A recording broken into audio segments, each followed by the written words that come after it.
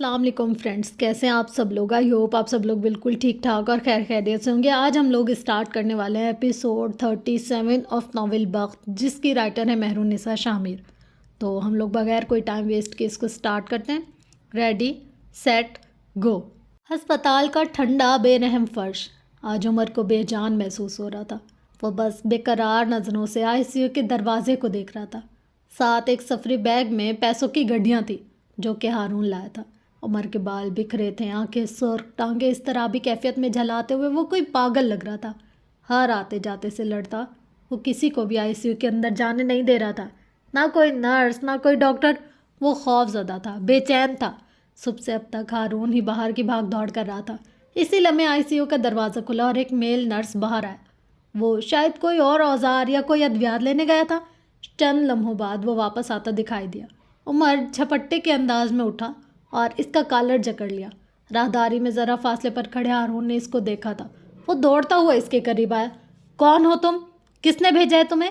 वो नर्स का गिरेबान जकड़े जुनूनी सा बना हुआ था। कभी इम्कान यही था कि इससे मरीज समेत अस्पताल से निकाल दिया जाता। हारून ने बमुश्किल नर्स को छुड़वाया। क्या कर रहे हो? पागल हो गए हो क्या? अब वो इसे झड़क कर रोक रहा था। उमर इसे नहीं देख रहा था, वो बस दरवाजे को देख रहा था। वो एक सेकंड के लिए भी इस दरवाजे से नज़र नहीं हटा सकता था। ये कैसी बेबसी थी, ये कैसा जुनून था। उमर, अगर तुम यही हरकतें करते रहे तो अस्पताल वाले हमें निकाल देंगे, वो पुलिस बुलवा लेंगे। हारून फिक्रमंदी से कह रहा था। ये लोग मेरी माँ को मारना चाहते हैं हारून। शम्स आएगा, फरवा भी आएगी और वो मार देंगे। उमर इसकी आंखों में देखता कह रहा था। उमर ने इसको पीछे से अजीब सी आंखों के साथ देखा। फिर यकदम इसने जैसे सारा मामला समझ लिया। तुम मिले हुए हो हारून? वो हारून की तरफ उंगली के अजीब लहजे में बोल रहा था। हारून ने इसे अचंभे से देखा। तुम इन सबके साथ मिले हुए हो? तुम चाहते हो मेरी अम्मा मर जाए और उमर अकेला रह जाए? तुम मेरी अम्मा को मारना चाहते हो? हारून ने एक कहर आलूद निगाह इस पर डाली, दो मोटी मोटी गालियाँ बुलंद आवाज़ में निकाली और वहाँ से वॉकआउट कर गया। पीछे उमर को जैसे फ़र्क ही ना पड़ा हो। वो एक बार फिर से इसी बिखरी हालत में एक बार फिर बेंच पर बैठ गया। नजरें गोया आईसीयू के दरवाजे पर गाड़ दी और ख़ुद को इंतज़ार की सूली पर टांग दिया। इंतज़ार की कई किस्में होती हैं, लेकिन अस्पताल के बेंच पर बैठकर अंदर से आने वाली इत्तला का इंतज़ार दुनिया का सबसे बेरहम इंतज़ार होता है। दोपहर के कोई 3 बजे थे जब हाले सुल्तान ने अपनी गाड़ी डॉक्टर रूही के क्लिनिक के बाहर पार्क की। वो कैफ़े हसन और लैल के हवाले कर आई थी। डॉक्टर रूही का ऑफिस इस पहर खामोश पड़ा था। शायद वो हाले का इंतज़ार कर रही थी। दरवाज़ा नॉक करती वो अंदर आई, दाखिल हुई। आज इसने दरवाज़ा हल्का सा खुला रहने दिया। ये इसकी मशक थी। वो रोज़ एक एक इंच आगे लाती, दरवाज़ा बंद करती। हाले को इस दिन से खौफ आया जब यह दरवाज़ा पूरा बंद हो जाता। यह आज एक मर्तबा फिर इसी नीले सोफे पर बैठी थी। रूही इसके सामने बैठी थी। आज कुर्ता नीला था, बाजू और गले की चैन और बैंड्स वैसे ही थे। आज हम वर्चुअल थेरेपी के लिए जाएंगे, ओके? वर्चुअल थेरेपी में मरीज़ की आंखों के आगे एक ऐसा जदीद किस्म का चश्मा लगाया जाता है, वैसा मास्क जैसा तुमने कभी किसी स्विमर की आंखों पर लगे हुए देखा होगा जब वो समंदर में तैरता है। इस चश्मे के दहाने पर मोबाइल में एक वीडियो चलाकर रखी जाती है। अगर मरीज़ अंधेरे से खौफजदा है तो वीडियो में पहले हल्का अंधेरा आएगा, फिर ज़रा गहरा और फिर घटा घोप अंधेरा। जब मरीज़ घटा टोप अंधेरे तक का सफ़र तय कर लेता है तब वो ठीक होने लगता है। हाले के केस में एक बंद जगह वाली वीडियो चलाई जानी थी। डॉक्टर रूही अपनी जगह से उठी और अपने मेज़ तक गई। मेज़ की ऊपरी सतह पर रखा डब्बा उठाया और हाले तक वापस आई। हाले के तासुरात में खौफ घुलता जा रहा था। गर्दन और चेहरा पसीने से तर होता जा रहा था। डॉक्टर रूही ने चश्मा निकाला। हाले की हथेली पसीने से भरने लगी। रूही ने चश्मा इसकी आंखों पर लगाया और इसके बालों के ऊपर टिप बंद कर दी। मैं आपको ट्रुथ सीरम दूंगी क्योंकि आप पिछले सेशन में झूठ बोलती रही हैं, वो हाले के सामने खड़ी कह रही थी। अब की बार कोई झूठ मत बोलना। जहाँ दम घुटे, जहाँ डर लगे फ़ौरन बताना, ओके? ओके, हाले ने आहिस्ता से कहा। इसका चेहरा जर्द पड़ा था। रूही अब हाले के सामने आकर बैठी। वीडियो चल रही थी। इसी लम्हे गजाला रूही ने एक इंजेक्शन हाले के बाजू में लगा दिया। वो वीडियो देखते वक्त इतनी डरी और खौफजदा थी कि सुई की चुभन ही महसूस न कर सकी। और ट्रुथ सीरम था जो इसे इंजेक्ट किया जा चुका था। ये क्या इंतहाई गैर प्रोफेशनल था। क्या सीरम का इंजेक्ट होना, डोज का हैवी होना, लेकिन डॉक्टर्स के लिए इनके मरीज़ की जान से ज़्यादा अहम कुछ नहीं होता। یہ جسٹیفائڈ تھا۔ اسکرین پر منظر ابھر ابھر کر آ رہے تھے۔ سب سے پہلے ایک بڑا گھر آیا، پھر ویڈیو میں گھر کے اندر کے مناظر تھے۔ وہ بے حد تنگ جگہ تھی، جہاں ویڈیو میں دکھایا جاتا تھا کہ کوئی اندر کمرے میں گیا اور پھر کمرے کا دروازہ بند ہوا۔ حالے کا سانس اب کے اکھڑنے لگا۔ وہ پینک کرنے لگی۔ اس دن اس کلاس میں تمہیں کس نے بند کیا تھا حالے؟ اس نے ٹروتھ سیرم کی اجازت دی تھی، لیکن یہاں سوال بدلے جا چکے تھے۔ وہ چیخنے لگی تھی، دروازہ کھولنے کی دہائی دے رہی تھی۔ ڈاکٹر روحی اس کے سامنے ٹانگ پر ٹانگ چڑھائے ایک ہی سوال کر رہی تھی، اس دن وہاں اس کلاس میں تمہیں بند کرنے والا کون تھا؟ ویڈیو میں تنگ جگہ مزید تنگ ہوتی جا رہی تھی۔ حالے کا حلق خشک ہو رہا تھا۔ تمہاری کہانی کا ولن کون ہے حالے؟ پرسکون ٹھنڈا لہجہ۔ اس کو ہٹاؤ، نکالو اسے، دروازہ کھولو، باہر نکالو، وہ چیخ رہے تھے۔ اس دن دروازہ کس نے بند کیا تھا حالے؟ اور حالے نے چیخ کر جواب دے دیا تھا۔ اگلے لمحے روحی نے اس کی آنکھوں سے موبائل ہٹا لیا۔ حالے گردن جھکائے زور زور سے رونے لگی۔ وہ نام جو اپنے منہ سے نہ نکالنے کا وعدہ کر چکی تھی، وہ آج کیسے نکل گیا؟ 3 راتیں 3 دن بعد ہسپتال کی سفید سیاہ راہداریاں سنسان تھی۔ عمر حیات اسی بینچ پر بیٹھا تھا۔ اس کی آنکھیں سوج گئی تھیں، بری طرح سرخ بھی تھیں۔ ہارون اس کے ساتھ بینچ پر بیٹھا تھا۔ وہ 3 راتوں سے صرف کافی کے کپ اور سینڈوچز کھا رہا تھا۔ وہ 3 دنوں سے یہاں سے ہلا تک نہیں تھا۔ ہارون کوئی لاکھ مرتبہ سے زیادہ اس سے کہہ چکا تھا کہ وہ گھر جائے، کپڑے بدلے، آرام کرے، لیکن اس کی ایک ہی رٹ تھی، میں چلا گیا تو یہ لوگ اماں کو مار دیں گے۔ نفیسہ کراچی آتے ہوئے ایکسیڈنٹ کا شکار ہو گئی تھی، جس کی چوٹیں گہری تھی، لیکن اب ان کی حالت قدرے بہتر تھی۔ آج ان کو مکمل ہوش بھی آ گیا تھا۔ عمر کی اب بھی ہمت نہیں تھی کہ وہ ان کا سامنا کرتا۔ ہارون نے ایک نظر اسے دیکھا، پھر اس کے گھٹنے پر ہاتھ رکھا۔ میں نہیں جانتا تمہارے اور تمہاری اماں کے درمیان کیا مسئلہ ہے، اس نے ہلکی آواز میں کہنا شروع کیا، لیکن وہ بار بار تمہارا نام لیتی ہیں۔ میں کل رات ان کے پاس بیٹھا تھا، وہ مسلسل تمہارا نام لیتی رہی۔ ابھی تھوڑی دیر پہلے وہ مجھے کسی گیم کا بتا رہی تھی جو وہ تمہارے ساتھ کھیلا کرتی تھی۔ عمر ان حالات میں بھی مسکرایا۔ اسے وہ کھیل اچھی طرح یاد تھا۔ وہ گھر کے جالی دار پردوں کے پیچھے چھپ جاتا تھا اور نفیسہ اسے ڈھونڈتی تھی۔ پھر جب وہ اسے ڈھونڈ کر پردے کے پاس پہنچ جاتی تب عمر کھانستا تھا۔ وہ پوچھتی تھی کون ہے؟ جواب آتا تھا میں عمر۔ عمر کون؟ وہ ایک بار پھر پوچھتی آپ کا بیٹا، اور پھر عمر پردہ کھول کر باہر نکل آتا اور نفیسہ ہر دفعہ اسے گلے لگا لیتی تھی۔ 10 سال کی عمر تک وہ یہ کھیل کھیلتا رہا تھا، لیکن وہ ماضی تھا۔ حال میں ہارون کہہ رہا تھا ان کے ذہن پر زور پڑ رہا ہے عمر، تم ایک بار، صرف ایک بار ان کو اپنا چہرہ تو دکھا سکتے ہو نا۔ ماؤں کے دل نرم ہوتے، وہ معاف کر دیا کرتی ہیں، خود کو ایک چانس دو۔ ہارون نرمی سے کہہ کر اٹھ گیا۔ اسے نفیسہ کی کچھ دوائیں لانی تھی، عمر کے لیے کچھ کھانے کو لانا تھا۔ وہ چلا گیا تو عمر نے سر ہاتھوں میں گرا دیا۔ 11 سال گزر گئے تھے ان دونوں کے درمیان۔ 11 سال آ گئے تھے۔ کیا وہ ان کا سامنا کر سکتا تھا؟ کافی دیر تک وہ اسی طرح سر گرائے بیٹھا رہا۔ باہر پھیلی رات گہری ہوتی جا رہی تھی۔ بالآخر وہ اٹھا تھا، لرزتے قدم دروازے کی جانب موڑے۔ پس منظر میں کئی آوازیں گونجی جنہیں وہ نظر انداز کر دیا۔ وہ دروازہ دھکیل کر اندر آیا، پاؤں من من بھر کے ہو رہے تھے۔ اس نے نظر اٹھا کر سامنے دیکھا اور اس کا دل دھک سے رہ گیا۔ 11 سال!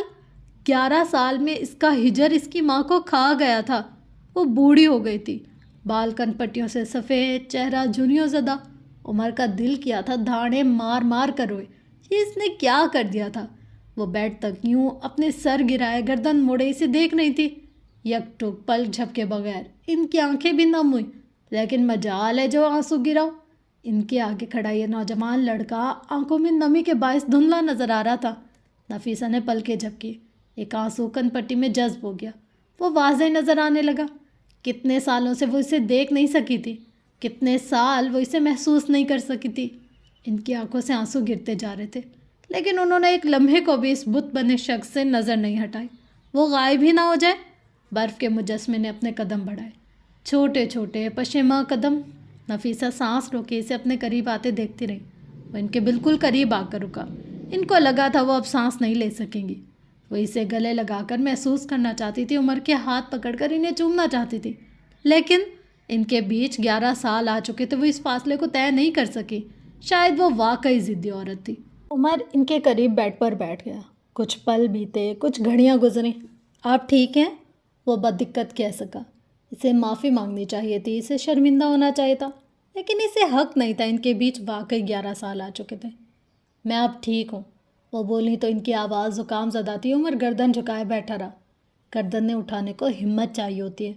دونوں کے درمیان ایک بار پھر خاموشی چھا گئی۔ نفیسہ نے انتظار کیا کہ وہ معافی مانگے، عمر نے انتظار کیا کہ وہ اس پر طنز کریں۔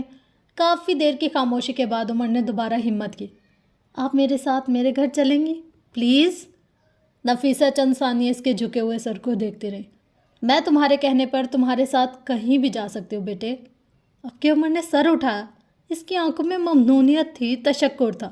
نفیسہ نے ایک بھرپور نظر اس پر ڈالی۔ سیاہ سلوٹ زدہ شرٹ، بکھرے ہوئے بال، سیاہ سوجی آنکھیں، بڑی ہوئی شیپ۔ صاف ظاہر تھا وہ کافی دن سے نہ اچھا کھا سکا تھا نہ سو سکا تھا۔ شدت سے ان کا دل چاہا کہ اس کے ماتھے پر بکھرے بالوں کو ہٹائیں، لیکن 11 سال کوئی چھوٹا عرصہ نہیں ہوتا۔ تم جاؤ، فریش ہو جاؤ، میرے ڈاکٹر سے مل لو، پھر آنا۔ جاؤ بچے۔ وہ انہیں نہ نہیں بول سکتا تھا۔ وہ عمر حیات تھا تو وہ بھی اس کی ماں تھی۔ اسی لمحے ہارون اندر آیا۔ اس کے ہاتھ میں کئی شاپرز تھے۔ عمر، ڈاکٹر طارق تمہیں اپنے کیبن میں بلا رہے ہیں۔ ہارون مصروف سا بولا۔ عمر نے ٹھہر کر اس کو دیکھا۔ وہ کتنا بے ریا تھا۔ 3 دن سے وہ بس چند گھنٹوں کے لیے اپنے گھر گیا تھا۔ بل، دوائیاں، عمر، اس نے سب سنبھال رکھا تھا۔ اگر وہ نہ ہوتا تو ہسپتال کا انتظامیہ عمر کو اٹھا کر باہر پھینکتا۔ اب جاؤ بھی، کارڈ لاؤں کیا؟ وہ تپا ہوا تھا۔ عمر اٹھا۔ اس کا دل ہلکا تھا۔ نفیسہ اس کے ساتھ جا رہی تھی۔ اب اور کیا چاہیے تھا؟ وہ ہسپتال کے باتھ روم گیا، ہاتھ منہ دھویا، بال سیدھے کیے۔ اب وہ بہتر لگ رہا تھا، لیکن سوجی سرخ آنکھوں کا اب بھی کچھ نہ ہو سکا۔ ڈاکٹر طارق کے کیبن میں اسے کوئی 20 منٹ لگے تھے۔ وہ اسے نفیسہ کے متعلق چند ہدایات دے رہے تھے۔ عمر غور سے سنتا رہا۔ پھر وہ اٹھایا، نفیسہ کے کمرے کی طرف جاتے ہوئے، اب کہ وہ سرشار تھا۔ اس نے دروازہ دھکیلا اور اندر آیا، لیکن وہاں نہ بندہ تھا نہ بندے کی ذات۔ نفیسہ وہاں نہیں تھی۔ وہ پاگل سا ہونے لگا۔ اس کا دل رک رک کر چل رہا تھا، جیسے ابھی بند ہو جائے گا۔ کیا اس نے نفیسہ کو کھو دیا؟ وہ لرزتے قدموں سے بیٹھ کی جانب آیا۔ تکیے کے عین اوپر ایک اسٹیکی نوٹ رکھا تھا۔ عمر اس رائٹنگ کو ہزاروں میں بھی پہچانتا تھا۔ وہاں بس 2 سطریں لکھی تھی: جہاں چھوڑا تھا وہیں سے آ کر لے جاؤ۔ تم نے کہا تھا میں ضدی عورت ہوں، تو اب تم میری ضد دیکھو۔ مارے بے بسی کے عمر کا دل پھٹنے لگا۔ اس نے آج تک اپنی زندگی میں اتنی بے بسی محسوس نہیں کی تھی۔ آج تک اسے نفیسہ کو ضدی کہنے پر اتنا پچھتاوا نہیں ہوا تھا۔ ساری دنیا ریت کی مانند ہاتھوں سے پھسل گئی، اور وہ کچھ نہیں کر سکا۔ ماؤں کو اذیت دینے والوں کے حصے میں اتنی اذیت تو آنی ہی تھی۔ حالِ سلطان اس وقت اپنے گھر پر تھیں، لاؤنج میں رکھے ایل شیپ صوفے کی پشت پر سر رکھے، ہاتھوں میں کوئی ناول لیے بیٹھی۔ وہ مطالعے میں غرق تھی۔ حسن آج اپنے گھر تھا اور ہارون کو آنے سے وہ خود منع کر چکی تھی۔ اکیلے رہنا اسے سیکھنا تھا۔ دفعتاً لاؤنج کا دروازہ ہلکی سی آواز کے ساتھ کھلا تھا۔ حالے کا دل اچھل کر حلق میں آیا۔ اس نے ڈرتے ڈرتے نظر اٹھا کر دیکھا، اور پھر اس کا دل دھک سے رہ گیا۔ سامنے عمر تھا، لیکن کیا یہ واقعی عمر تھا؟ اس کی حالت، اس کا حلیہ، حالے کا دل میں ٹیسے اٹھی۔ وہ دروازے پر استاد بس اسے دیکھے گیا۔ کتنے دنوں بعد دیکھ رہا تھا وہ اسے، اور کتنے دنوں کا کھویا سکون تھا جو اچانک واپس مل رہا تھا۔ وہ چند پل اسے دیکھتا رہا، پھر چھوٹے چھوٹے شکستہ قدم لیتا آگے آیا۔ حالے سانس روکے، پلک جھپکے بغیر اسے اپنے قریب آتے دیکھتی رہی۔ آہستگی سے اس کے پاس آ کر بیٹھا۔ حالے نے سانس روک لیا۔ عمر نے گردن موڑ کر اس کو دیکھا۔ کیا تھا جو آج اس کی آنکھوں میں نہیں تھا؟ حالے چاہ کر بھی اس کی آنکھوں سے نظر نہیں ہٹا سکی۔ عمر نے اس کے ہاتھ میں پکڑی کتاب نرمی سے لے لی، پیر لمبے کیا اور اپنا سر حالے کی گود میں رکھ دیا۔ جلتے دل کو اندر تک سکون مل گیا۔ حالے اب تک شل تھی، وہ سمجھ ہی نہیں سکی یہ کیا ہوا ہے۔ عمر اب چت ہو کر لیٹا، یوں کہ اب وہ حالے کی آنکھوں میں دیکھ سکتا تھا۔ اس نے اپنی اسی نرمی سے حالے کا ہاتھ اپنے ہاتھ میں لیا۔ تمہیں عمر کیا ہوا ہے؟ بالآخر وہ بول اٹھی، کھوکھلی کھنکتی آواز۔ وہ جسے اب تک یقین کرنا چاہتی تھی کہ اس کے اتنے قریب جو شخص تھا وہ عمر ہی تھا۔ اس نے بغیر کچھ کہے اس کا ہاتھ اپنے ہاتھ میں دل کے مقام پر رکھا اور آنکھیں بند کر لیں۔ حالے کے کانوں سے دھواں نکلا تھا۔ اس کا چہرہ پوری طرح گلابی ہوا تھا۔ میں 3 دن سے نہیں سویا، پلیز مجھے سونے دو، بس اتنا کہا تھا اس نے، اور اگلے چند ہی منٹ میں وہ گہری نیند سو گیا تھا۔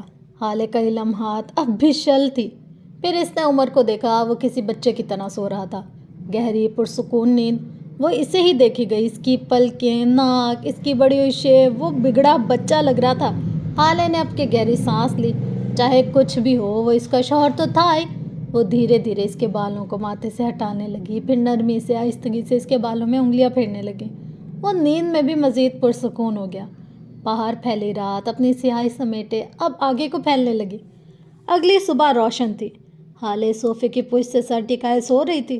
اس کے بال بکھرے ہوئے تھے، دفعتاً وہ نیند میں کسمس آئی۔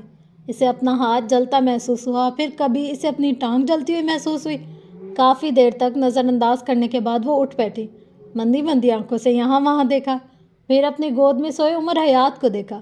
وہ اب تک بے سدھ تھا، ایک ہاتھ نیچے لٹک رہا تھا اور دوسرے ہاتھ میں اب بھی ہالے کا ہاتھ تھا۔ وہ اب ہالے کو احساس ہوا کہ اسے اپنا ہاتھ جلتا ہوا کیوں محسوس ہو رہا تھا۔ عمر حیات بخار میں پھونک رہا تھا۔ اس کے ماتھے پر ہاتھ رکھ کر ہالے کو لگا جیسے جلتا توا چھو لیا ہو۔ وہ بے اختیار پریشان ہو گئی۔ اب اسے اندازہ ہوا تھا کہ وہ سو نہیں رہا تھا، بے سدھ ہے۔ اسی لمحے اس کا فون بجا۔ نفیسہ کی کال تھی۔ اس نے فوراً پک کی اور آنٹی، عمر کو بہت سخت بخار ہے، وہ ان کی سنے بغیر روانی میں اپنی کہہ گئی۔ دوسری جانب نفیسہ کی ٹھہری ہوئی آواز سنائی دی، جب اس کا دل ٹوٹتا ہے اسے بخار ہو ہی جاتا ہے۔ میں نے بھی اسی لیے کال کی تھی کہ اس کا خیال رکھنا، ساتھ کال کاٹ بھی دی۔ حالے حیران رہ گئی۔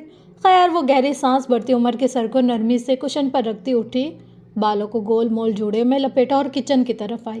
تھوڑی دیر بعد جب وہ واپس آئی تو ٹرے ہاتھ میں لے رکھی تھی، ایک کپ چائے کا اور پانی کا گلاس، ٹیبلٹ ساتھ چھوٹی سی پلیٹ میں کچھ بسکٹس رکھے تھے۔ اسے دوائی دینے سے پہلے کچھ تو کھانا تھا نا۔ وہ لانچ میں آئی تو عمر بیٹھا تھا۔ اس کی رنگت زرد تھی، وہ نڈھال لگتا تھا۔ اس نے گردن صوفے کی پشت پر ڈھلکا رکھی تھی۔ وہ جو مضبوط ستون کی طرح کھڑا رہتا تھا آج ڈھہ رہا تھا، اور نہ جانے کیوں وہ ڈھہتا ہوا بہت برا لگ رہا تھا۔ حالے اس کے قریب چلی آئی، ٹرے کو چھوٹی میز پر رکھا۔ عمر خود ہی سیدھا ہو بیٹھا۔ کچھ کھا لو پھر دوا لے لینا، حالے نرمی سے اسے دیکھتے ہوئے بولی۔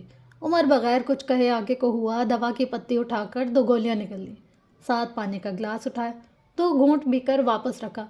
مجھے اتنی پرواہ کی عادت نہیں ہے، تم میری عادتیں بگاڑ رہی ہو۔ وہ آپ سے تم پر کیسے آ گیا تھا؟ حالے نے تعصب سے اس کو دیکھا۔ کبھی تم مجھے آپ کہا کرتے تھے۔ اس کے لہجے میں واضح ملامت تھی۔ عمر نے اسے نہیں دیکھا۔ وہ اپنی جینس کی جیب سے موبائل نکالا تھا۔ کوئی وقت تھا جب تمہیں عمر حیات پر اعتبار ہوا کرتا تھا، اس وقت کو ختم ہوئے 1 مہینہ ہو گیا ہے۔ اب ہم دونوں اجنبی ہیں۔ وہ اٹھ کھڑا ہوا تھا۔ اس کا لہجہ، اس کا انداز روبوٹک تھا، کوئی جذبہ کچھ بھی اسے چھو کر نہیں گزرا تھا۔ کیا تم میرے ہاتھ کی چائے کو بھی انکار کرو گے؟ وہ اس کی پشت کو دیکھتے ہوئے بولی۔ عمر جو باہر جا رہا تھا تھم گیا، سست روی سے گردن موڑ کر اس کو دیکھا، پھر ٹرے میں رکھے چائے کے کپ کو، اور پھر وہ واپس آیا۔ کون کمبخت حالے سلطان کے ہاتھ کی چائے کو منع کر سکتا ہے؟ واپس صوفے پر بیٹھتے ہوئے اس کے ہاتھ میں چائے کا مگ تھا۔ حالے نے پلیٹ میں رکھے بسکٹ میں سے ایک اٹھا کر اس کی جانب بڑھایا۔ ایک لمحے کو منظر بدلا۔ کوئٹہ کی ٹھنڈی ہوائیں، پس منظر میں بجتی موسیقی، سبز چائے کی رنگین میٹھی ٹکیاں، سب کچھ منظر پر غالب آنے لگا۔ حالے نے سر جھٹکا۔ وہ اس کے ہاتھ سے بسکٹ لے چکا تھا۔ اگلے چند منٹوں میں وہ اسے بسکٹ دیتی رہی اور وہ چپ چاپ کھاتا رہا۔ وہ کھا چکا تو باقی بچی چائے حلق میں انڈیلتا رہا۔ 1 مہینہ اس نے چائے کافی کو بس عادت کے تحت پیا تھا یا پھر سنک کی نظر کیا تھا۔ آج 1 ماہ بعد وہ چائے کو چاہ کے ساتھ پی رہا تھا۔ حالے خاموشی سے اسے ٹھنڈی چائے حلق سے اتارتے دیکھتی رہی۔ اس نے چائے پی کر مگ رکھا، پھر حالے کو دیکھا اور ہلکا سا مسکرایا۔ اس کی آنکھیں آج اس کے ساتھ نہیں مسکرائی تھیں۔ میں چھت پر رکھے سارے برتن بھر کر رکھتا ہوں، اسے دیکھتے ہوئے آہستگی سے بولا۔ چڑیاں اب بھی آتی ہیں، اور وہ ہڈ حرام کوا بھی۔ کیا میں یہ مان لوں کہ اب تم اس کوے سے نہیں جلتے؟ عمر گردن جھکا کر ہنسا تھا۔ حالے بھی مسکرائے۔ اب نہیں آتا وہ، اس کی اندر کی انا جاگ گئی ہے، اب کما کر بھاگ دوڑ کر کے کھاتا ہوگا۔ اب کی بار حالے زور سے ہنسی۔ وہ ایک بار پھر گردن اٹھا کر اسے دیکھنے لگا۔ میرے ہاتھ کا کھانا، لان کا صوفہ، چائے، کافی کے مگ، چڑیا، کوے، مینا، سب تمہیں بہت مس کرتے ہیں، وہ اس کی سیاہ آنکھوں میں جھانک کر کہہ رہا تھا۔ حالے دلچسپی سے اسے دیکھ رہی تھی۔ سب سے زیادہ کون مس کرتا ہے؟ میں، اس کے برجستگی سے کہنے پر حالے ٹھہر سی گئی۔ عمر کی نظریں اب تک اس پر ٹکی تھیں۔ تم مجھے مس نہیں کرتی؟ وہ بولا تو حالے کے چہرے پر سایہ سا لہرایا۔ میرا کیفے، میرا کیش کاؤنٹر، کافی کا بھرا ہوا مگ اور میری کریونگز تمہیں بہت مس کرتی ہیں، وہ فرش پر نظریں جما کر بولی۔ حلق میں پھندا سا اٹک رہا تھا۔ سب سے زیادہ کون مس کرتا ہے؟ اس نے سوال کیا تھا۔ حالے نے کچھ کہنے کو منہ کھولا جب عمر کے تاثرات دیکھ کر ٹھٹک گئی۔ وہ اپنا گلا پکڑے بری طرح تکلیف میں لگتا تھا، کبھی سینہ مسل رہا تھا تو کبھی گلا۔ اس کا چہرہ سرخ ہو گیا تھا، آنکھیں جیسے باہر ابل رہی ہوں۔ وہ شدید تکلیف میں تھا، یوں جیسے کسی نے اس کے گلے میں تیزاب ڈال دیا ہو۔ हाले सुन सी बैठी रही। वो क्विक रिएक्शन नहीं दिया करती थी। उमर नीचे फर्श पर बैठ गया था। हाले ने देखा इसकी आंखों से पानी निकल रहा था। वो मरने वाला हो रहा था। चाय चाय में था। वो फर्श पर घुटनों के बल बैठा तकलीफ से पूछ रहा था। हाले अब तक शल थी। उमर बदिक्कत उठा, झुककर इसके दोनों बाजुओं को झंझोड़ा। इसके हाथ लरस रहे थे, जान हवा हो रही थी। कौन से बिस्किट थे? क्या क्या था इनमें? वो मारे तकलीफ के चंद अल्फाज भी बड़ी दिक्कत से कह रहा था। पीनट बिस्किट थे, शहर की सबसे बड़ी बेकरी से लाई थी। उमर ने कराह कर आंखें मींच ली। मुझे पीनट से एलर्जी है, वो बोला तो इसकी आवाज़ में तकलीफ वाज़ेह थी। यूँ लगता था जैसे वो बमुश्किल जब्त किए हुए था। हाले नम होती आंखों से उठी, उमर का बाजू अपने कंधे पर डाला। वो कभी किसी और वक्त में भी इसका बाजू इसी तरह कंधे पर डाल लेगी। तुम ठीक हो जाओगे, ये तसल्ली नई नहीं थी। वो कब गाड़ी तलक आए, कब अस्पताल पहुँचे, उमर को सब टुकड़ों में याद था। इसके जहन पर एक आखिरी याददाश्त बनी। वो डॉक्टर से इसके लिए लड़ रही थी। वो इसे सुसाइड केस कह रहे थे, इलाज ना करने का कह रहे थे। शौहर है मेरा, ऐसे कैसे नहीं करेंगे आप इलाज? ये आखिरी बात थी जो इसने सुनी थी। दर्द की शिद्दत, जलता गला, बुखार की हिद्दत, ये सब इसके असाब पर भारी होने लगे और कुछ ही पल में सब अंधेरा हो गया, घटा टोप अंधेरा। अस्पताल के कमरे के आगे रखी बेंच पर वो बैठी थी। नीले जोड़े में मलबूस दुपट्टा कंधे पर डाले, इसने दोनों हाथ घुटने पर रखे हुए थे। गर्दन झुकाए, इसकी आंखों से आंसू टूट टूट कर फर्श पर गिर रहे थे। इसने दुआ के लिए हाथ उठाना चाहे, लेकिन फिर शर्म आई। वो किस मुंह से अल्लाह से दुआ करे? वो किस मुंह से मांगे? क्या इससे मांगे जिसे ना मानने का दावा करती थी? वो आंखें रगड़ती हुई उठी और अस्पताल की एक जानिब जहाँ नमाज के लिए जगह बनी थी वहाँ चली गई। इसे नहीं पता था अल्लाह इसे माफ़ करेगा या नहीं, वो ख़ुद को माफ़ करेगी या नहीं। वो बस जाए नमाज बिछाकर बैठी, 2 रकात नफल पड़ी और फिर दुआ के लिए हाथ उठाए। इसका चेहरा गीला था। अल्लाह इसके लबों से बदिक्कत निकला था। आंसू तवातुर बह रहे थे।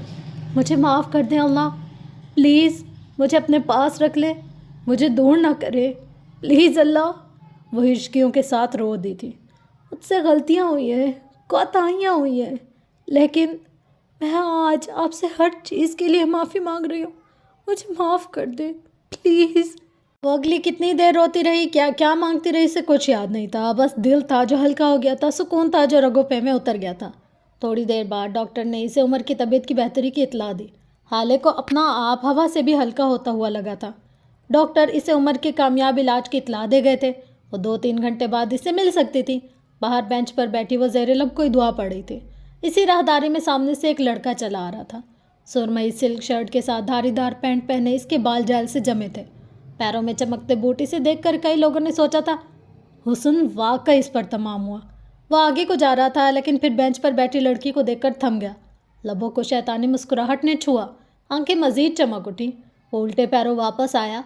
वो अब भी आंखें बंद किए ज़ेरे लब कुछ पढ़ रही थी। याकूत इसके करीब बेंच पर बैठा। हाले ने पट से आंखें खोली। याकूत को देखकर एक लम्हे के लिए इसका दिल कांप गया, लेकिन फिर वो संभल गई। वो अब तक महजूज नज़रों से इसे देख रहा था। हेलो प्योर ब्यूटी, वो चहक कर बोला। मुझे पहचाना? हाले का रहा सा डर भी ख़त्म हो गया। याकूत कहे गया, मैंने तुम्हें तुम्हारी शादी की रात देखा था, तुम बेहद हसीन लग रही थी। वो मकरू लहजे में कह रहा था। क्या बताऊँ तुम्हें, मेरी तो तुम पर से नज़र ही नहीं हट रही थी। हाले अब भी कुछ नहीं बोली, बस ठंडी पुरसुकून नज़रों से इसको देखती रही। याकूत इसे ना बोलते देखकर एक और तीर फेंक रहा था।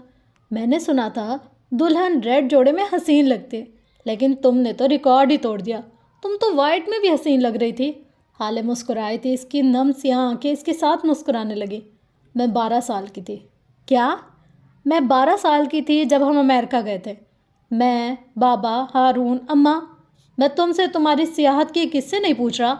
याकूत ने बरहमी से इसे टोका था। हाले इससे बेनियाज कहे गई। वहाँ हम एक ज़ू गए। ज़ू में मैंने खिंजीर देखा। सुअर, यू नो? याकूत की आंखों में अचंभा उभरा। हाले कहती रही, मैंने जब इस खंजीर को देखा ना तो मुझे बहुत कराहियत आई। अम्मा ने मेरी आंखों पर हाथ रख लिया और कहा, इसको मत देखो। लेकिन इसका वो चंद लम्हों का देखना मुझे आज भी याद है। मुझे आज भी अपने आसपास से वैसी बदबू आती है जैसी इस दिन इस खंजीर से आई थी। आज भी मुझे वैसी ही कराहियत आती है जैसी इस रोज़ इस खंजीर को देख कर आई थी। तुम जानते हो ये बदबू, ताफुन, ये कराहियत मुझे कब महसूस होती है? याकूत ने बेख्तियार नफ़ी में सर हिलाया। वो बदबू, वो ताफुन, वो घिन, कराहियत मुझे तब महसूस होती है जब मैं किसी रेपिस्ट को देखती हूँ। याकूत के चेहरे पर जैसे किसी ने भिगो कर जूता मारा था। वो उठ खड़ा हुआ। हाले ने इसकी शर्ट का बाजू पकड़कर इसे वापस बिठाया। इसका रंग नुचड़ रहा था। हाले कहती गई, मैं 15 साल की थी जब मेरे दादा के गांव में चीचक फैला था। You know what is चीचक? खैर, पता ही होगा। इसने लापरवाही से कहा, मैं अपने बाबा के साथ गांव गई थी। मैंने वहाँ के लोगों को देखा। इनके जिस्म, इनके हाथ, इनकी आंखों में भी चीचक था। मुझे कराहियत आई। मैं सोचती थी वो किस तरह इन चीचक ज़दा हाथों से खाना खाते होंगे, कैसे इस जिस्म को आईने में देखते होंगे। मुझे इनको खाना खाते देखकर उबकाई आई। तुम जानते हो मुझे वैसी कराहियत दोबारा कब महसूस हुई? अब के याकूत सुन बैठा रहा। वो कुछ नहीं कह सका। हाले की गिरफ्त इसके बाजू पर सख्त नहीं थी, लेकिन वो फिर भी नहीं उठ सका। हाले आगे को हुई। याकूत की मुर्दा होती आंखों में आंखें डाली। मुझे अब वो कराहियत तब महसूस होती है जब मैं किसी रेपिस्ट को देखती हूँ। याकूत को लगा इसका सांस बंद हो जाएगा। इसे लगा था वो अभी मर जाएगा। तुम्हें पता है याकूत, इन लोगों का चीचक इनके बस का नहीं था, लेकिन तुम्हारा चीचक तुम्हारे बस में था। वो तुम्हारे सारे जिस्म में फैल गया।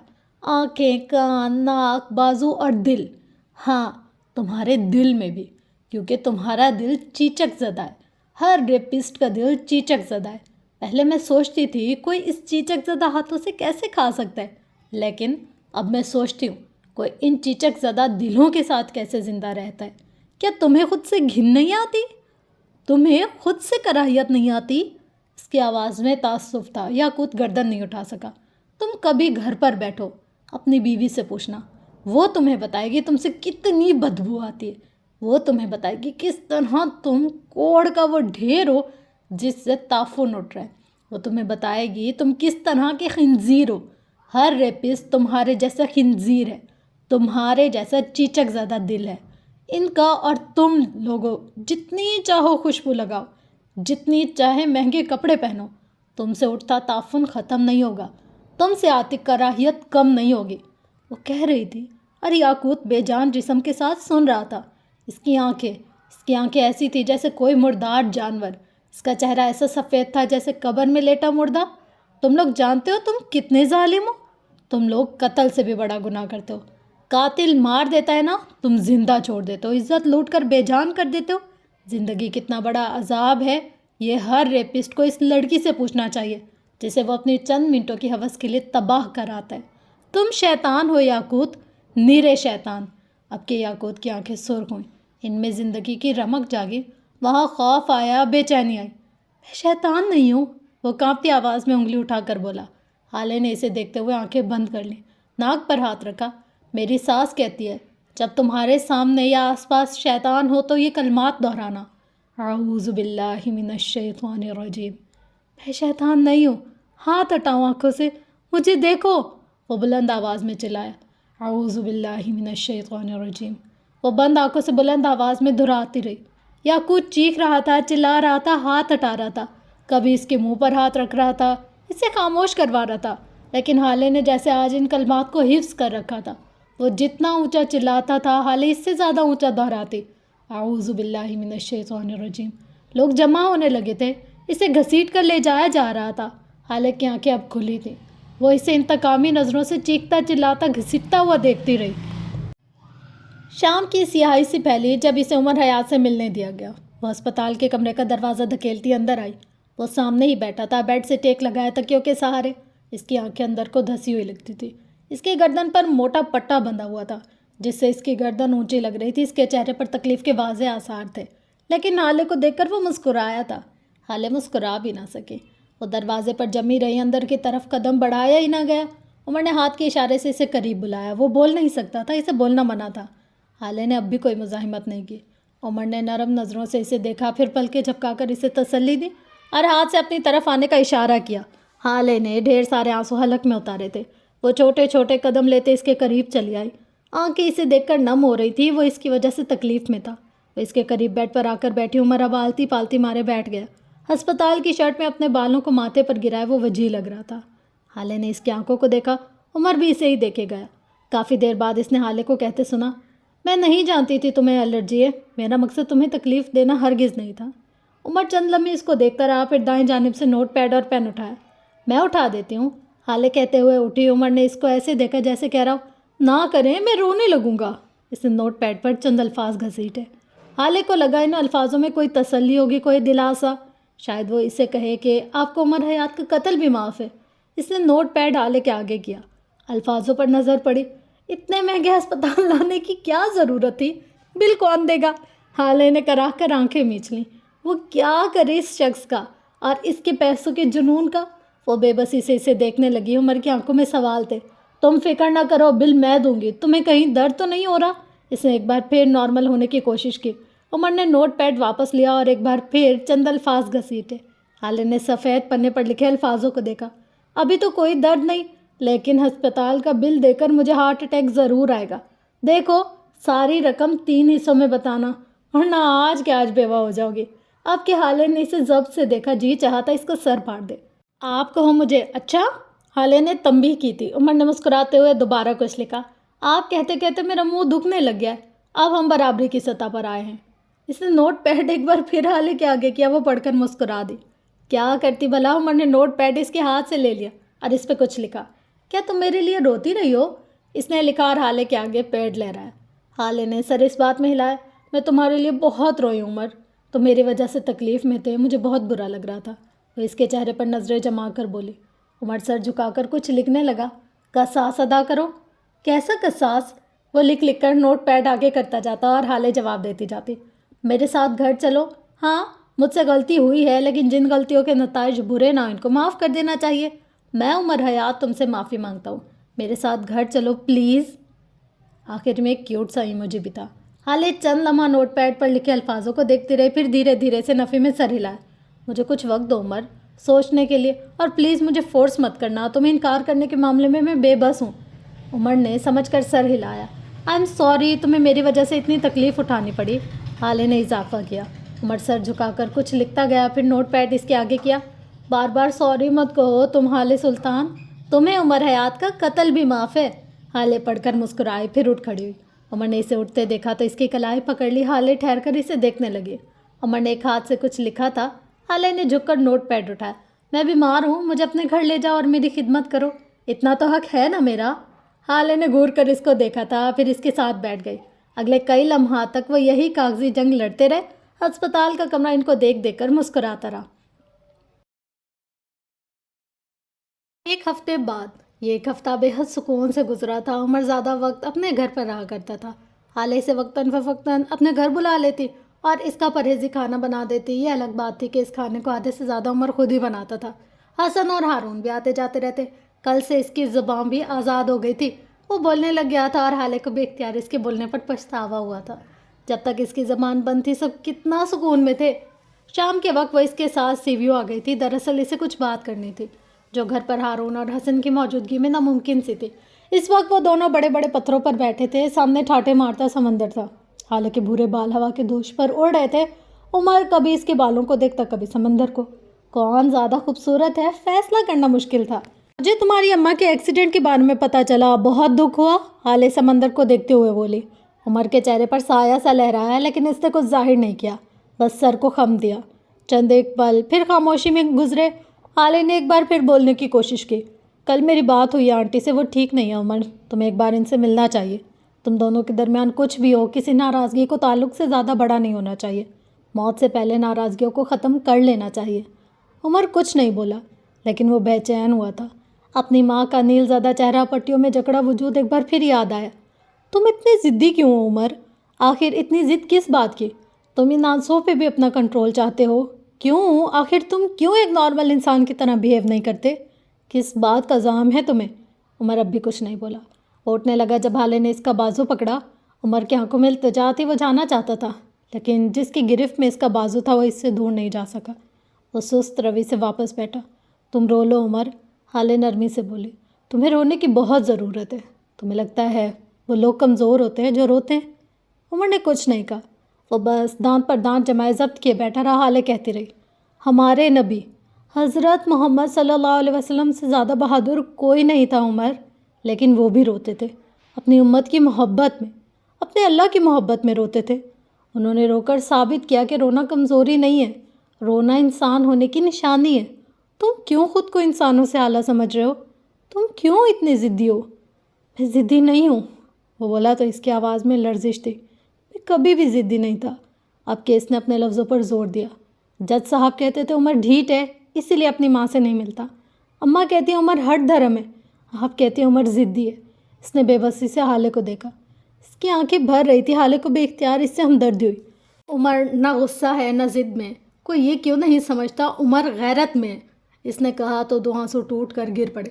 شاید آج انہیں روکنا نہیں چاہتا تھا وہ۔ حالے نرم نظروں سے اسے دیکھتی رہی۔ میں غیرت میں ہوں حالے، مجھے میری اماں بہت یاد آتی ہے، مجھے میرا گھر محلہ سب یاد آتا ہے، لیکن میں وہاں واپس نہیں جا سکتا۔ اس گھر اس گلی میں میری ماں کو گالی دی گئی تھی، میں وہاں جاؤں گا تو وہ گالی مجھے دوبارہ سنائی دے گی۔ آنسو اس کی آنکھوں سے ٹوٹ ٹوٹ کر گرے تھے۔ وہ چہرہ جھکائے گیلی آواز میں کہتا رہا، میں وہاں جاؤں گا تو مجھے وہ لوگ نظر آئیں گے جنہوں نے میرے سامنے میری اماں کو گالی دی تھی، جنہوں نے میرے گھر میں گھسنے کی کوشش کی۔ میں وہاں چلا گیا تو میں مر جاؤں گا یار، یا مارا جاؤں گا یا مار آؤں گا۔ میں خود کو کھونے سے ڈرتا ہوں۔ حالے مجھے آج بھی وہ دن یاد ہے جب ان لوگوں نے مجھے اور میری ماں کو گالیاں دی تھی اور میں نے اپنی انسانیت کھو دی تھی۔ میں کسی پاگل کی طرح ایک آدمی کو اتنا مار رہا تھا کہ وہ 2 ماہ ہسپتال رہا۔ کیا یہ میں تھا یا پھر میرا جنون؟ حالے نے اپنے بیگ سے ٹیشو نکالا اور نرمی سے اس کے گالوں کو صاف کرنے لگی۔ وہ روتا گیا کسی بچے کی طرح جو باتیں دل میں رکھ رکھ کر تھک چکا تھا۔ آپ کو لگتا ہے میں نہیں روتا کیونکہ میں خود کو اعلیٰ سمجھتا ہوں؟ ایسا نہیں ہے، اس نے روتے روتے نفی میں سر ہلایا۔ میں نہیں روتا کیونکہ میں جانتا ہوں رونا دل کو موم کرتا ہے، رو لو تو غم ہلکا ہو جاتا ہے۔ میں اس دن کے واقعے پہ نہیں رویا کیونکہ اگر میرا دل ہلکا ہو گیا تو میں نرم پڑ جاؤں گا۔ میں نرم پڑا تو میری ماں کو میری وجہ سے ایک بار پھر بہت کچھ سہنا ہوگا۔ لیکن میں تھک گیا ہوں حالے، میں بہت تھک گیا ہوں۔ اب میں لوگوں سے، ان کی سازشوں سے تھک گیا ہوں۔ مجھے میری ماں چاہیے، مجھے بس وہی چاہیے۔ میں اتنا بہادر نہیں ہوں جتنا نظر آتا ہوں، وہ آنسو بہاتا تکلیف سے کہہ رہا تھا۔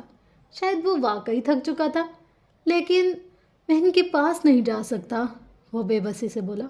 اماں کو سمجھنا چاہیے، وہ ماں ہے، ان کو قربانی دینی چاہیے۔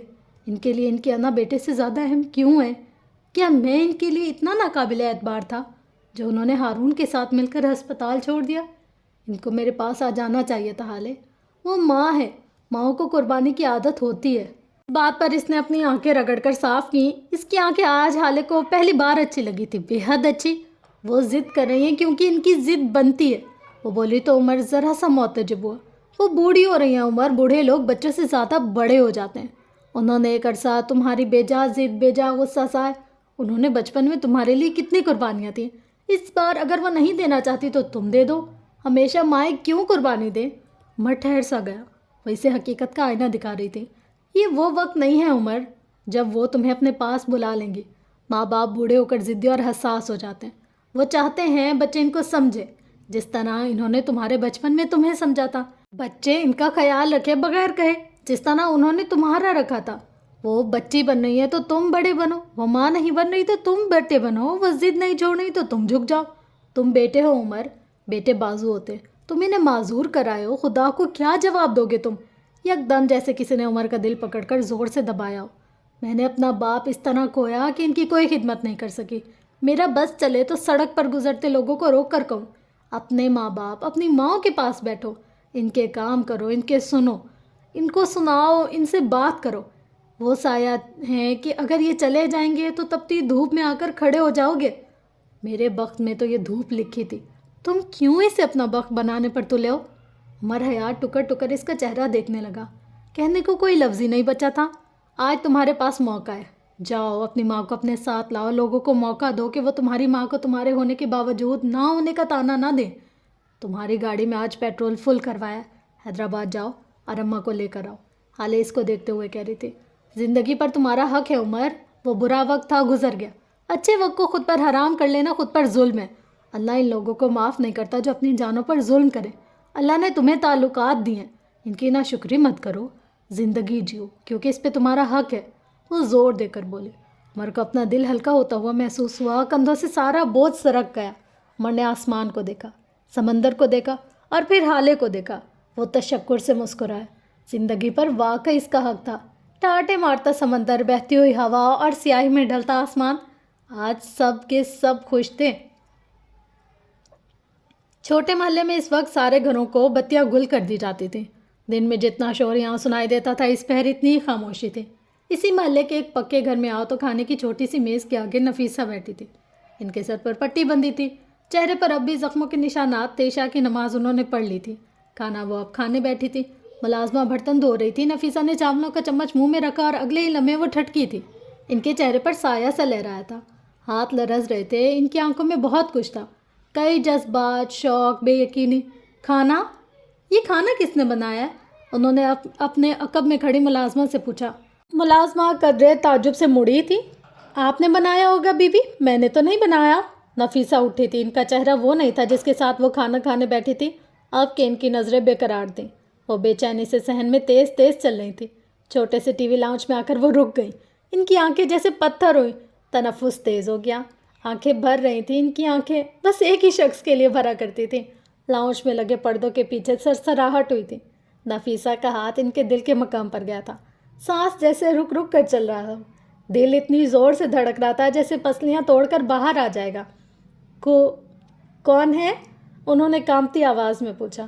آنسو تیزی سے گر رہے تھے۔ پردوں کے پیچھے چند پل خاموشی رہی۔ یہ خاموشی جان لیوا تھی۔ نفیسہ کو لگا اگر کچھ دیر مزید یہی خاموشی رہی تو پھر وہ کبھی کوئی آواز نہیں سن سکیں گی۔ اسی لمحے ایک ہلکی سی آواز آئی، میں عمر۔ نفیسہ کے دل پر جیسے ٹھنڈی پھوار پڑی، آنکھیں مزید تیزی سے بہنے لگیں، جان ہوا ہونے لگی تھی۔ ان سے اپنی ٹانگوں پر کھڑا ہونا مشکل ہو گیا تھا۔ کاش یہ وقت رک جائے۔ عمر کون؟ اب کہ انہوں نے بلند کانپتی آواز میں پوچھا تھا۔ عمر، آپ کا بیٹا، جواب آیا تھا۔ مقابل کی آواز بھی گیلی تھی، رنجیدہ تھی۔ لاؤنج میں اب کوئی آواز نہیں آتی تھی۔ وہ دونوں اپنی اپنی جگہ کھڑے روتے رہے، آزودہ ہوتے رہے۔ میرا کوئی بیٹا نہیں ہے، جو تھا وہ مجھے ضدی کہہ کر چلا گیا تھا، نفیسہ ایک دم سخت آواز میں کہتے ہوئے پھٹ پڑی تھی۔ اب کہ وہ پردے ہٹاتا باہر آ گیا، اس کی آنکھیں سرخ تھیں، گیلی تھی۔ میرے قریب مت آنا، میں تمہیں تھپڑ ماروں گی، وہ اپنی جگہ کھڑے ہو کر چیخی تھی۔ عمر، میں ماروں گی تمہیں۔ آنسوؤں نے ان کے چہرے کو گیلا کر دیا۔ تم مجھے چھوڑ کر چلے گئے تھے عمر، تم نے مجھے چھوڑ دیا تھا۔ میں تمہاری ماں تھی، میں نے تمہیں پالا، تم سے محبت کی، اور تم کہتے ہو میں ضدی عورت ہوں۔ تمہیں میری محبت ضد لگی عمر۔ عمر آگے بڑھتا گیا۔ 11 سالوں کا فاصلہ تھا، کسی نہ کسی نے تو طے کرنا ہی تھا۔ تم 11 سال میرے پاس نہیں تھے عمر، وہ درد سے پھٹی ہوئی آواز میں بولی۔ عمر کے دل کو کچھ ہوا۔ میں نے 11 سال تمہارا انتظار کیا اور تم نہیں آئے۔ تم اب بھی مت آؤ، تم جاؤ یہاں سے عمر، تم جاؤ۔ وہ آنسو بہاتے ہوئے چلا رہی تھی۔ مجھے تمہاری ضرورت نہیں ہے، مجھے تمہاری شکل نہیں دیکھنی، تم جاتی کیوں نہیں؟ وہ بے بسی سے دھاڑی تھی۔ وہ اب ان کے روبرو تھا، دونوں کی آنکھیں نم تھی، چہرے غمزدہ تھے۔ 11 سالوں کے ہجر نے ان دونوں کو کھایا تھا، کسی کا ظاہر تو کسی کا اندر۔ عمر نے آہستگی سے ان کے دونوں ہاتھ تھام کر اوپر کیے۔ نفیسہ نے اپنے ہاتھ چھڑوانے چاہے لیکن گرفت ہلکی نہیں تھی۔ وہ اب ان ہاتھوں کو چوم رہا تھا، نرمی سے، بے قراری سے۔ دونوں کے آنسو اب شدت سے بہنے لگے تھے۔ اب عمر نے اپنے دونوں بازوؤں میں ان کا ہچکیاں لیتا وجود بھر لیا۔ جوان بیٹوں کے سینے ماؤں کے دلوں کو ٹھنڈک دیتے ہیں اور سہارا ہوتے ہیں، مضبوط سہارا۔ عمر نے ان کے بالوں کو لبوں سے چھوا۔ آئی ایم سوری اماں، آئی ایم سوری، میں آپ کے ساتھ نہیں تھا، میں چلا گیا تھا، آئی ایم سوری، وہ بلند آواز میں ان کو اپنے ساتھ لگائے کہہ رہا تھا۔ نفیسہ بس روئے گئیں، بے تحاشا روئے گئیں، ساتھ ساتھ عمر کے سینے پر زور زور سے ہاتھ مارتی تھی۔ میں آپ کو لینے آیا ہوں اماں، میرے ساتھ چلیں، میں آپ کا بیٹا ہوں، آپ کا عمر، میں آپ کا عمر حیات ہوں، میرے ساتھ چلیں، مجھ سے غلطی ہو گئی، میں نے آپ کو لوگوں کے خوف سے چھوڑ دیا۔ اس کے آنسو نفیسہ حیات کے بالوں میں گرتے جا رہے تھے۔ وہ اس کے سینے سے سر لگائے کھڑی تھی، نہ شکوہ کر رہی تھی نہ کوس رہی تھی۔ وہ ماں تھی، مائیں مان جایا کرتی ہیں۔ تم مجھے چھوڑ کر چلے گئے تھے عمر، ان کا لہجہ کرب لیا ہوا تھا۔ میں واپس آ گئی ہوں اماں، مجھے بس معاف کر دیں پلیز، میں اب کبھی آپ کو نہیں چھوڑوں گا، مجھے معاف کر دیں۔ وہ ان کے گرد بازو مضبوطی سے پھیلایا، بس یہی سطر دہراتا رہا۔ تھوڑی دیر بعد وہ عمر سے الگ ہوئی۔ وہ واحد انسان تھا جس کے سامنے نفیسہ حیات روتی تھی۔ من ان کے گیلے چہرے کو دیکھتا رہا۔ آپ کو میرے آنے کا کیسے پتہ چلا اماں؟ نفیسہ مسکرائیں۔ اتنا بدمزہ کھانا تمہارے علاوہ کون بنا سکتا ہے؟ عمر نے خفگی سے انہیں دیکھا تھا۔ مان لو عمر حیات، تم ساری دنیا کے لیے اچھا کھانا بنا سکتے ہو، لیکن جب اپنے استاد کی باری آتی ہے تمہارے ہاتھوں کا ذائقہ ڈر جاتا ہے۔ صاف ظاہر تھا وہ اسے چڑھا رہی تھی۔ کئی پل وہ دونوں لان کی گھاس پر اوپر بیٹھے تھے۔ عمر تنکا تنکا گھاس کو توڑ رہا تھا، ساتھ ساتھ نفیسہ کو حسن، حالے اور ہارون کی باتیں بھی بتا رہا تھا۔ وہ ہنس ہنس کر دوہری ہو رہی تھی، ان کا بوڑھا چہرہ چمک رہا تھا۔ عمر نے کافی کا گھونٹ لیا، پھر نفیسہ کو دیکھا۔ سچ بتائیں اماں، کھانا واقعی بہت مزہ تھا۔ یہ شیف کیا نا۔ نفیسہ نے مسکراہٹ دبائی تھی، شرارت سے عمر کو دیکھا۔ تم سے محبت ایک طرف، لیکن وہ رکی۔ عمر کے آس لیے چہرے کو دیکھا۔ کھانا بہت بد مزہ تھا بیٹے، انہوں نے سیریس انداز میں کہا تو عمر ہنس دیا، پھر مگ ایک طرف رکھ کر لمبا لیٹتے ہوئے اپنا سر ان کی گود میں رکھ لیا۔ میں نے آپ کو بہت مس کیا اماں۔ وہ جواب میں کچھ کہہ رہی تھی، عمر نرمی سے مسکرا بھی رہا تھا۔ منظر مکمل تھا۔ آج محلے کا یہ چھوٹا سا مکان گھر لگ رہا تھا۔ اگلے دن وہ نفیسہ کو سارے محلے کے سامنے اپنے ساتھ گاڑی میں بٹھا کر لے آیا تھا۔ لوگ ٹھہر ٹھہر کر عمر کی بڑی گاڑی کو دیکھ رہے تھے، اس کے برانڈیڈ کپڑے دیکھ رہے تھے، اس کی اونچی ٹھان دیکھ رہے تھے۔ کچھ کی آنکھوں میں ستائش تھی، کچھ کی آنکھوں میں اتنے سال سے ان سے ناروا سلوک رکھنے کا دکھ۔ وہ بالآخر اپنے بیٹے کے ساتھ چلی گئی تھی۔ عمر حیات کے بنگلے پر آج رونق تھی۔ نفیسہ کے ویلکم کے لیے آج سردار، اس کی بیوی لیل، حسن، ہارون، حالے سب آئے ہوئے تھے۔ حسن تو آج سے ہی ان کا فیوریٹ ہو گیا تھا۔ وہ بیٹھے بیٹھے ان کو ایسی باتیں بتا رہا تھا کہ نفیسہ سے اپنی ہنسی ضبط کرنا مشکل ہو رہا تھا۔ عمر ان دونوں کو ساتھ دیکھ دیکھ کر جل بھن رہا تھا۔ وہ اپنے کمرے میں آ گیا تھا۔ شمس کو ایک ضروری فائل ای میل کرنی تھی، حالے کو اس سے کچھ پوچھنا تھا، وہ بھی اس کے پیچھے آ گئی۔ عمر صوفے پر بیٹھا لیپ ٹاپ آن کر رہا تھا کہ حالے اس کی عقب میں کھڑی تھی۔ لیپ ٹاپ کی اسکرین پر ایک تحریر درج تھی۔ جادو اس کی منشا نہیں، مجبوری تھی۔ وہ اس سطر کو دیکھتے ہوئے آ گیا۔ اس سے پہلے کہ عمر کوئی کام کرتا، حالے نے اسے روکا۔ مجھے دکھاؤ یہ کیا لکھا ہے۔ وہ معتجب سی آگے آئی۔ کچھ نہیں ہے، آپ کے کام کا نہیں ہے، پہیلی ہے ایک۔ عمر نے بات کو ہوا میں اڑایا۔ حالے نے اس کے ہاتھ سے لیپ ٹاپ لے لیا۔ کس نے کہا؟ مجھے اس کا مطلب پتہ ہے، یہ فیری ٹیل کی پہیلی ہے، میں اسے سمجھ سکتی ہوں۔ وہ لیپ ٹاپ کو گود میں لیے بیٹھ گئی۔ عمر اسے دیکھتا رہا۔ اس کا کیا مطلب ہوا؟ حالے نے گردن اٹھا کر اس کو دیکھا، پھر مسکرائی۔ جسٹیفیکیشن، اس کا مطلب ہے جسٹیفیکیشن۔ عمر کی آنکھوں میں اب بھی نہ سمجھی تھی۔ حالے نے اضافہ کیا، میں سمجھاتی ہوں۔ دیکھو، جس طرح ویلنز سے سب لوگ نفرت کرتے ہیں نا، اسی طرح کچھ لوگ ہوتے ہیں جن کو ویلنز سے نفرت نہیں ہوتی۔ یہ ایسے لوگ ہوتے ہیں جو خود بھی ایلوش ہوتے ہیں، جو خود بھی برے کام کرتے ہیں۔ ان کا ہمیشہ یہی کہنا ہوتا ہے کہ ویلن مجبور تھا، ویلن کے پاس کوئی اور سہارا، کوئی آسرا نہیں تھا۔ ایسے لوگ کبھی بھی ویلن کو غلط نہیں کہتے، حالانکہ ان کو سمجھنا چاہیے کہ ویلن ہمیشہ اپنے شر کے آگے گھٹنے ٹیک دیتا ہے، اپنے اندر کے حسد سے ہار جاتا ہے۔ وہ مجبور نہیں ہوتا، جادو ہمیشہ سے اس کی منشا رہا ہوتا ہے۔ وہ آنکھوں میں چمک لیے بتا رہی تھی۔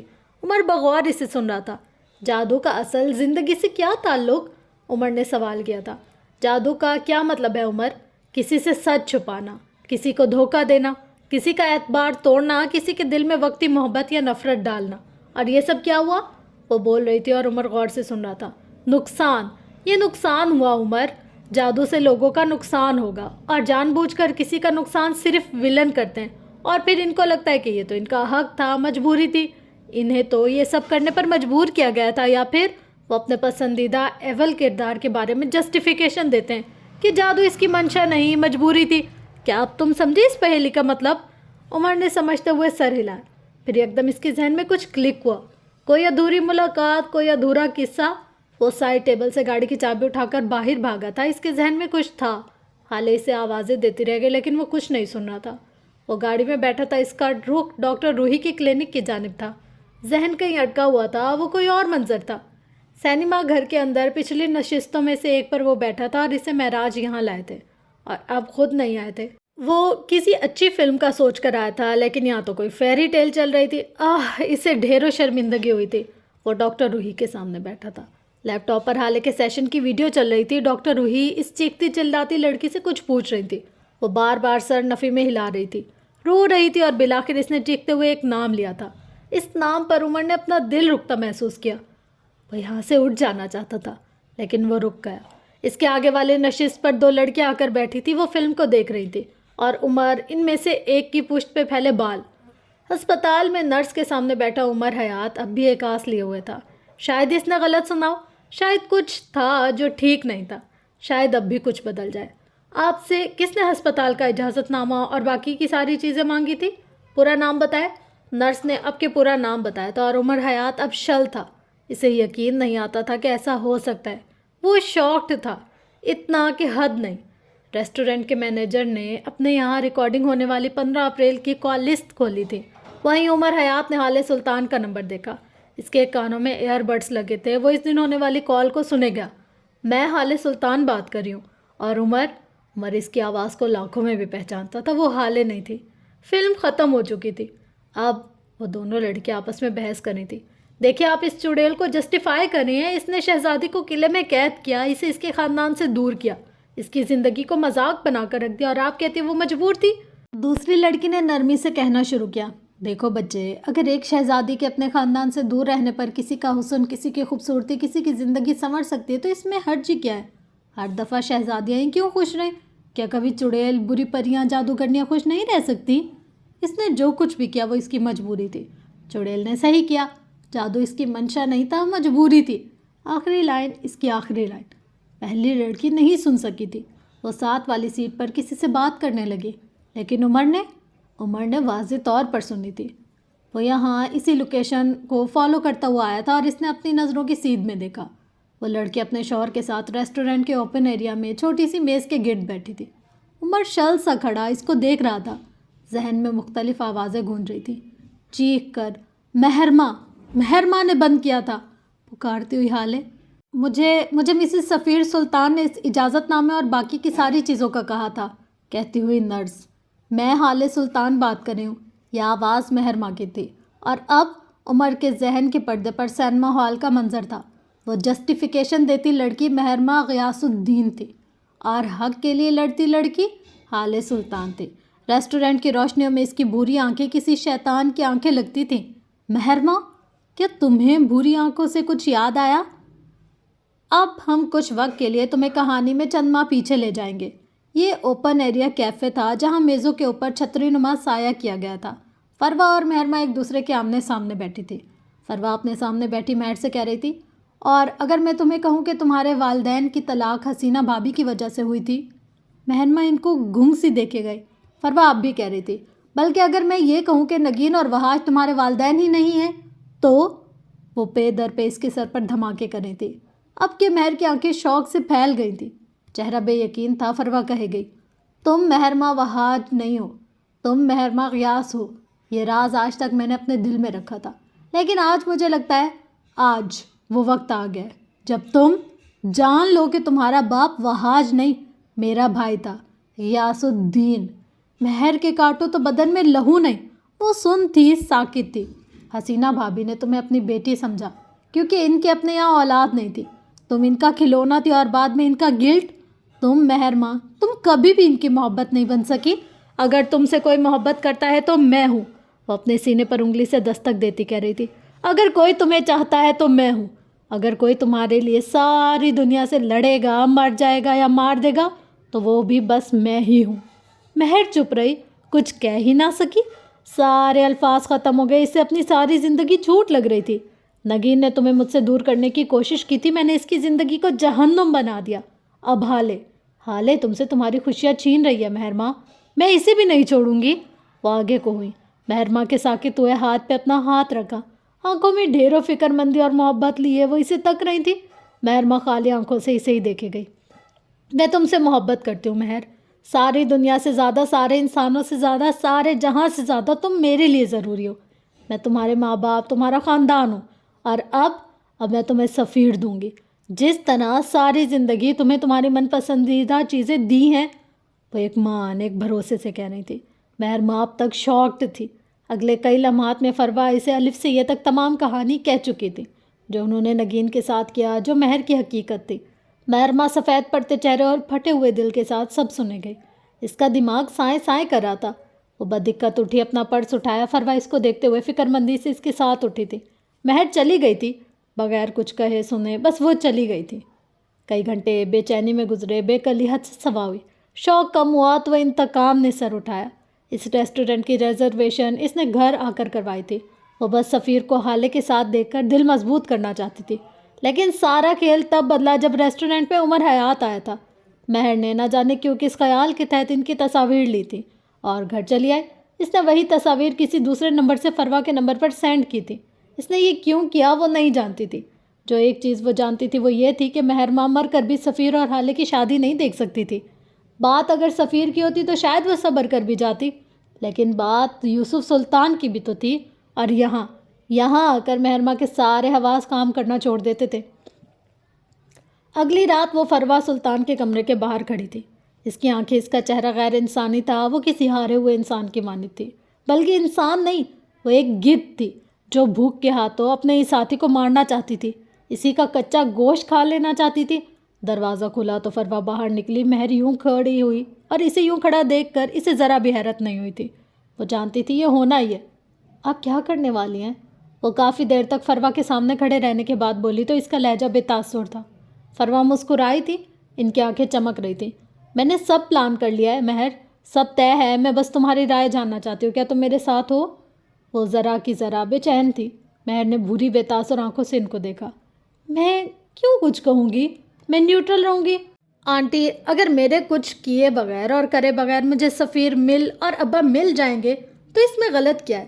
لیکن ایک بات یاد رکھیے گا، حالے کو نقصان نہیں ہونا چاہیے۔ میں اس سے بہت محبت کرتی ہوں۔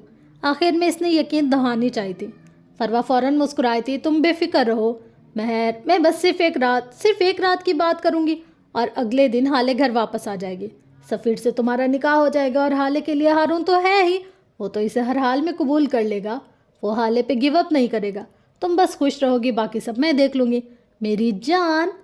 مہر ان کی بات پر بس سر ہلا کر رہ گئی۔ اگلے دن اس کے کسی دوست کی عیادت کے لیے ہسپتال گئی وہ، تب اسے وہی نرس دکھائی دی جس نے حالے کے سامنے اس کے شوہر کی بات کی تھی، اور پھر نہ جانے کیوں کس خیال کے تحت مہرماں نے اس سے اجازت نامہ اور ہسپتال کی انتظامیہ سے فوٹیج نکلوائی تھی۔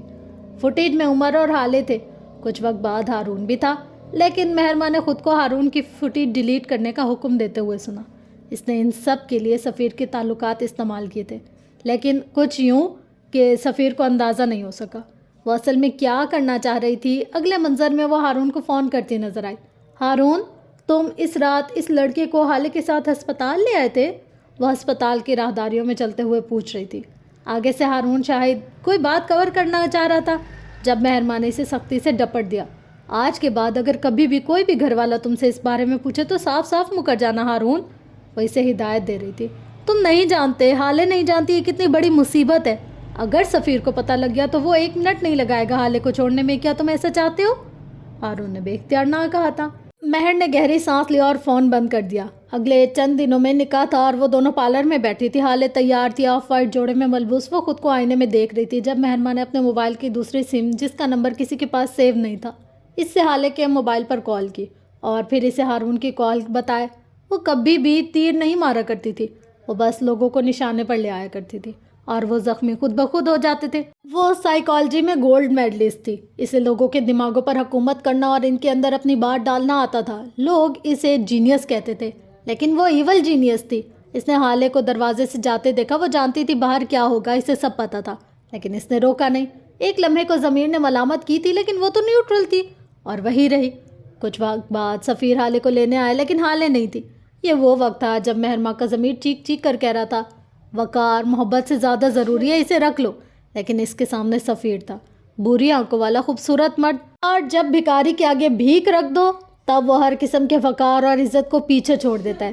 اگلے منظر اب تم کو ٹوٹے بکھرے دکھائی دیں گے۔ وہ ہال میں کھڑی تھی، رو رہی تھی، حسینہ کی آنکھیں بھی بہہ رہی تھی۔ گھر کے سارے مردوں کے کندھے جھکے ہوئے تھے، آنکھیں شرمندہ تھی۔ یوسف سلطان بار بار فروا کو اس طرح دیکھتے تھے جیسے انہوں نے ہی سب کچھ کیا ہو۔ یہ وہ وقت تھا جب مہرماں نے نئی چالیں چلیں۔ وہ فروا سے لڑ رہی تھی، وہ روتے ہوئے اس سے کہہ رہی تھی کہ اسی نے حالے کو اغوا کیا ہے، جو جواب میں فروا بھی کچھ سخت سنا رہی تھی۔ سفیر اور یوسف سلطان ان کی باتیں سن رہے تھے۔ مہر ناٹ گلٹی پروو ہو چکی تھی۔ اب یہاں اس نے ایک گہری سانس لی تھی۔ سفیر اب بھی کچھ ماننے کو تیار نہیں تھا، اسے اب بھی حالے کی واپسی کا انتظار تھا۔ اس کی آنکھوں میں بے بسی بھری تکلیف بھی تھی۔ مہرماں نے چند ثانیے اس کو دیکھا۔ کئی آوازیں تھیں جو سماعت کا حصہ بن رہی تھی، کئی رکاوٹیں تھیں جو اسے شیطان بننے سے روک رہی تھیں۔ یہ لمحہ تھا جب شر کو سر سے پھینک کر اتار دینا تھا، جب حسد کو پیر تلے رون دینا تھا۔ یہ وہ وقت تھا جب جادوگرنی کو اپنا جادو اچھے کاموں کے لیے استعمال کرنا تھا۔ وہ موبائل گیلری کھولے کھڑی تھی، اس کی آنکھیں اسپاٹ تھی، دل خالی۔ اس نے چند ویڈیوز اور تصاویر پر کلک کیا اور ان کو سفیر کے نمبر پر بھیج دیا۔ اس کے ہاتھ ایک لمحے کو بھی نہیں کانپے تھے۔ اس نے اپنے شر کے آگے گھٹنے ٹیک دیے تھے۔ حسد سر چڑھ کر بولنا چاہ رہا تھا، اس کے کندھے پر بیٹھے فرشتوں نے باقاعدہ ہاتھ اٹھا کر اس پر لعنت بھی بھیجی تھی۔ وہ جادو کر چکی تھی، اور جادو کبھی بھی مجبوری نہیں ہوتا۔ اس نے سفیر کی آنکھوں میں شوق دیکھا، پھر صدمہ دیکھا، وہ ڈھہ گیا تھا، لیکن مہر کو کوئی فرق نہیں پڑا۔ اسے سفیر کے ساتھ بٹھایا گیا، نکاح ہوا، مبارکباد ملی۔ ابا نے شفقت والا ہاتھ اس کے سر پر رکھا۔ پھر اس نے دیکھا کہ کچھ شور ہوا۔ سفیر معراج سے کچھ کہہ رہے تھے۔ اس نے معراج کو گرتے دیکھا، اس نے سفیر کو پریشان ہوتے دیکھا، آس پاس بھگدڑ مچتے دیکھا۔ مناظر بدلے، رات کا اندھیرا جھٹا، وہ صبح کا پیلا اجالا تھا۔ حالے گھر آ گئی تھی۔ وہ سفیر سے مار کھا رہی تھی، گالیاں کھا رہی تھی۔ مہرمان نے اپنے دل میں تقویت اترتی محسوس کی۔ ہارون اس کا ساتھ چھوڑ چکا تھا، اور جب دنیا ہاتھ سے چلی جائے تو باقی کچھ نہیں رہتا۔ اسے لگتا تھا وہ مجبور ہے، لیکن وہ ہرگز مجبور نہیں تھی۔ او مائی گاڈ، مطلب مجھے نا یہ مہرمہ شروع سے کھٹک رہی تھی۔ مجھے ایپیسوڈ 2 سے ہی لگتا تھا یار یہ مہرمہ کوئی نہ کوئی ڈیفالٹ پیس ہے، اس نے کچھ نہ کچھ کانڈ کرنا ہے، یہ کوئی ہے بہت بڑی بلنڈر۔ پر جو بلنڈر اس نے کیا نا وہ میری سوچ سے بھی اوپر کا ہے بھائی صاحب، بہت اوپر کا ہے۔ مطلب اتنی گر جائے گی مہرمہ، یہ نہیں سوچا تھا میں نے۔ ہاں میں نے سوچا تھا یہ کچھ نہ کچھ حرکت ضرور کرے گی حالے کو نقصان دینے کے لیے، پر اتنی اوئے اوئے بہت گری ہوئی ہو تم مہرمہ۔ اور ایک بات بتاؤں، مجھے ایسا لگتا ہے کہ ہر کسی انسان کی زندگی میں 1-2 مہرمہ تو ہوتی ہیں جو اس کی لائف کو سپوائل کرتی ہیں، اور کسی کی زندگی تو مہرماؤں سے بھری پڑی ہوتی ہے۔ خیر، مدعی لاکھ برا چاہے تو کیا ہوتا ہے، وہی ہوتا ہے جو منظور خدا ہوتا ہے۔ اگر تو حال سلطان کے وقت میں عروج ہے تو اسے ملے گا، جس طرح سے فروا سلطان کی چالیں کامیاب نہیں ہوئی عمر حیات کے لیے، تو مہرمہ تو پھر بھی اس کی بھتیجی ہے نا بھائی صاحب۔ اچھا، تو آج کی ایپیسوڈ آپ لوگ کو کیسی لگی؟ آپ لوگ اپنا فیڈ بیک ضرور دیجیے گا۔ اور فرینڈس، بیک گراؤنڈ شور کے لیے میں کچھ بھی نہیں کر سکتی، مطلب میرے بس میں ہی کچھ نہیں ہے، کیونکہ اگر میں رات کو 12 بجے بیٹھوں تو بھی شور، اگر میں 3 بجے بیٹھوں تو بھی شور، صبح میں 7 بجے بیٹھوں تو بھی شور، تو اس کے لیے میں کچھ بھی نہیں کر سکتی۔ آپ لوگوں کو اسی کے ساتھ ہی کمپرومائز کرنا ہوگا۔ تو انشاءاللہ ملتے ہیں نیکسٹ ایپیسوڈ میں، تب تک کے لیے اپنا گرد و نواح لویال کا بہت زیادہ خیال رکھیے گا۔ لو یو آل، اللہ حافظ۔